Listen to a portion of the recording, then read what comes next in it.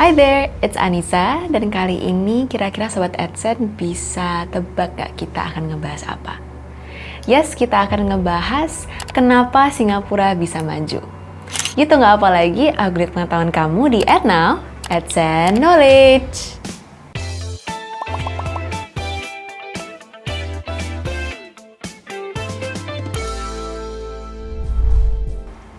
Kira-kira bagaimana sebuah cerita dari republik kecil bernama Singapura bisa jadi salah satu negara terkaya di Asia ya?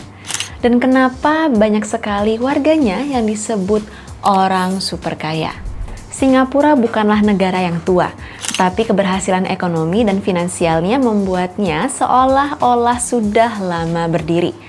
Sejarah modern Singapura dimulai di awal abad ke-19, tapi sebenarnya Pulau Singapura sudah ada jauh sebelum abad ke-14. Bahkan pernah menjadi bagian dari kerajaan Sriwijaya di Sumatera. Di abad ke-14, wilayah ini sudah menjadi pusat perdagangan dan dikenal sebagai Kerajaan Singapura, sebuah kerajaan Melayu Hindu-Buddha yang dipengaruhi budaya India. Setelah bertahan hampir 1 abad, penguasa terakhirnya, Parameswara, kabur ke Semenanjung Malaya dan mendirikan Kesultanan Malaka.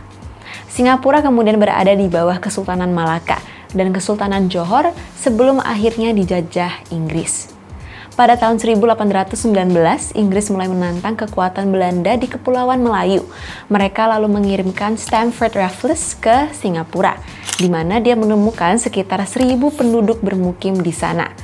Pada 1824, perjanjian Inggris-Belanda menempatkan Singapura dan Malaya di bawah kekuasaan Inggris. Pemukiman selat, Singapura, Penang, dan Malaka, lalu dijadikan sebagai bagian dari wilayah pemerintahan India. Ketika East India Company kehilangan monopoli perdagangannya, minat mereka pada wilayah ini pun memudar. Dan Gubernur Jenderal India kemudian mengambil alih pada 1851, hingga akhirnya pada 1867 Malaya berubah menjadi koloni di bawah kekuasaan Inggris. Namun, bagaimana Singapura yang kecil ini bisa menjadi salah satu negara terkaya di dunia? Pada pertengahan abad ke-19, Singapura sempat terpukul secara ekonomi sebab Inggris, Prancis, dan Belanda mengembangkan perdagangan mereka di wilayah lain. Hanya saja, pembangunan terusan Suez tahun 1869 mengubah segalanya. Singapura segera menjadi salah satu pelabuhan terpenting di dunia. Selama Perang Dunia II, Singapura memang sempat diduduki oleh Jepang. Namun, tidak lama mereka kembali ke tangan Inggris setelah perang berakhir. Pada 1963, Singapura juga bergabung dengan Federasi Malaya. Tapi 2 tahun kemudian mereka dikeluarkan karena adanya ketegangan politik dan etnis kala itu. Nah, saat merdeka di tahun 1965, Singapura sebenarnya adalah negara miskin yang menghadapi banyak masalah, termasuk pengangguran besar-besaran dan minimnya sumber daya.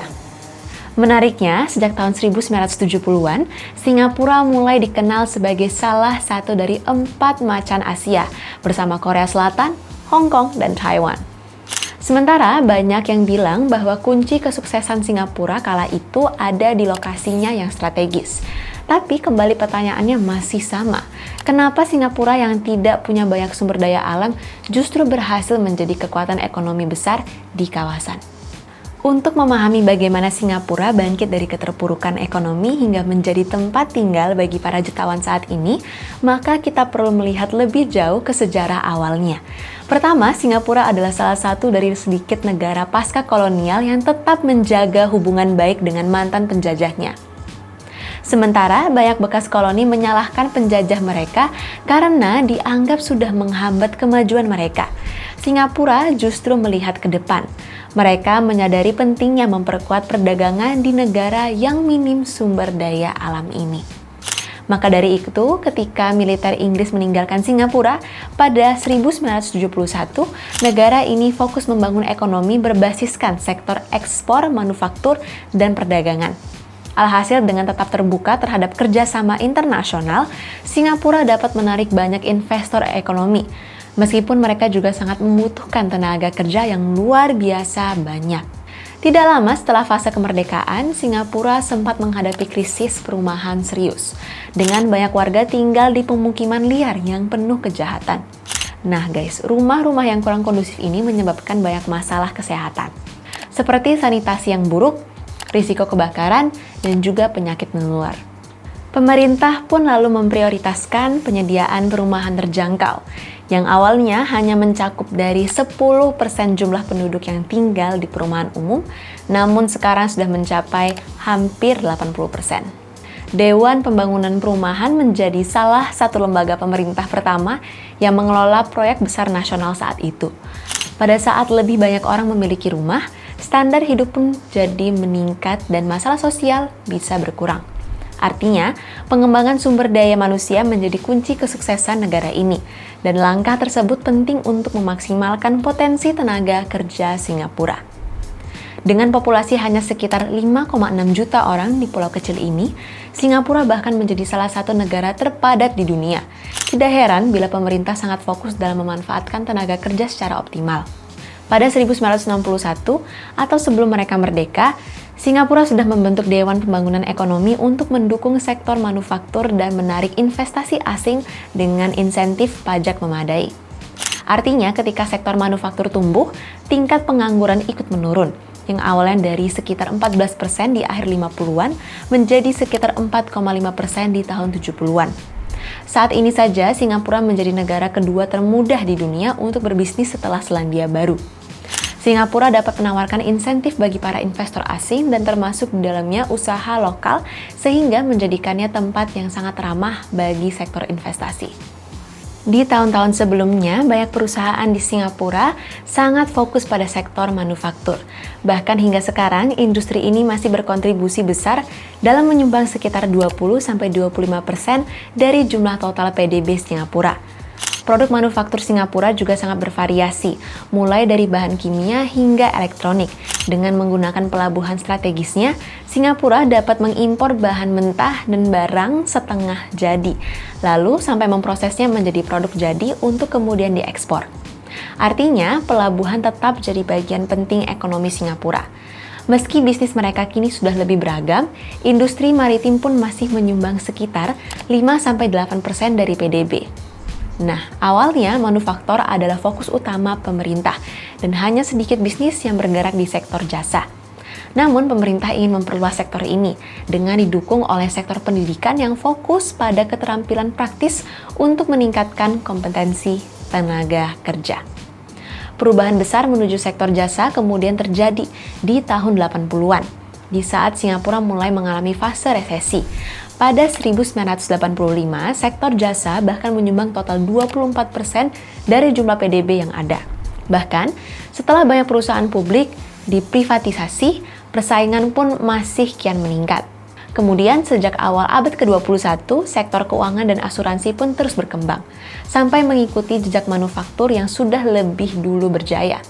Kemudahan berbisnis di Singapura ini memungkinkan sektor perbankan dan perusahaan keuangan global mendirikan cabang mereka di sini. Bahkan sampai saat ini, berbagai sektor jasa ini sudah menyumbang sekitar 70% dari jumlah total PDB Singapura. Negara ini tetap dapat menarik investasi asing melalui eksistensi perusahaan-perusahaan multinasional. Dengan menciptakan lingkungan yang ramah bagi bisnis, Singapura dapat menarik tenaga kerja berkualifikasi tinggi dari seluruh dunia dengan proses imigrasi yang relatif mudah. Para pekerja asing ini yang lalu membawa pengalaman dan keahlian mereka ke sektor korporasi Singapura, sehingga memastikan negara ini dapat tetap sejajar dengan standar internasional yang ditetapkan. Semua ini membawa kita pada faktor kunci keberhasilan di Singapura. Pemerintah. Perdana Menteri pertama, Lee Kuan Yew, yang memimpin sejak 1959 menjadi salah satu pemimpin dengan masa jabatan terpanjang di dunia modern, yaitu selama 31 tahun. Ia mengkritik paham demokrasi dan cita-cita Barat karena menurutnya demokrasi seringkali tidak membantu negara-negara berkembang. Stabilitas politik di Singapura lalu membuat pemerintah bisa bekerja dengan sedikit hambatan. Di bawah kepemimpinannya, pemerintah yang tegas namun otoriter memang bisa dengan mudah menerapkan undang-undang anti korupsi. Pemerintah juga menyesuaikan gaji pegawai mereka dengan gaji di sektor swasta agar orang-orang yang kompeten tetap bekerja di pemerintahan. Seiring pertumbuhan ekonomi, pendapatan negara pun ikut naik. terutama dari sektor korporasi, meski perusahaan swasta juga dapat menikmati insentif pajak. Sebagian besar pajak ini juga berasal dari pajak penghasilan penduduknya. Pemerintah memang telah menginvestasikan dana besar untuk proyek-proyek umum seperti perumahan, pendidikan, dan infrastruktur. Jalanan memadai di seluruh tempat, sistem transportasi yang efisien dan kemajuan besar dalam infrastruktur terlihat pada pembangunan Bandara Changi di tahun 1981. Bandara ini kian mempermudah akses para pimpinan perusahaan multinasional ke pusat bisnis di Asia Tenggara.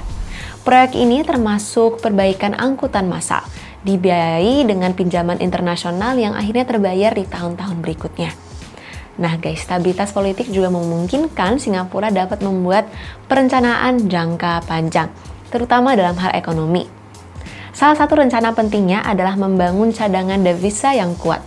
3 lembaga ekonomi besar yaitu MAS, Temasek, dan GIC berhasil mengelola cadangan devisa Singapura yang mencapai sekitar 800 miliar USD. Cadangan ini yang berfungsi sebagai penyangga jika terjadi krisis di kemudian hari. Lokasi strategi Singapura dan peran pelabuhan internasionalnya juga memainkan peran penting dalam sektor ekonomi.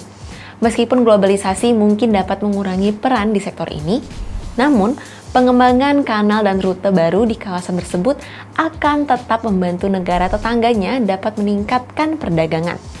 Nah guys, walaupun ekonomi Singapura maju, sebenarnya terdapat 2 masalah sosial yang mengemuka, yaitu tingginya biaya hidup dan kesenjangan ekonomi. Sebab Singapura adalah salah satu kota termahal di dunia.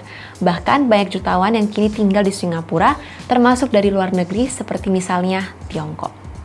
Nah, gimana Sobat AdSense? Seru banget kan ceritanya? Jangan lupa untuk follow semua media sosial adsense.id. Sampai jumpa di tema menarik di episode berikutnya. Salam pintar!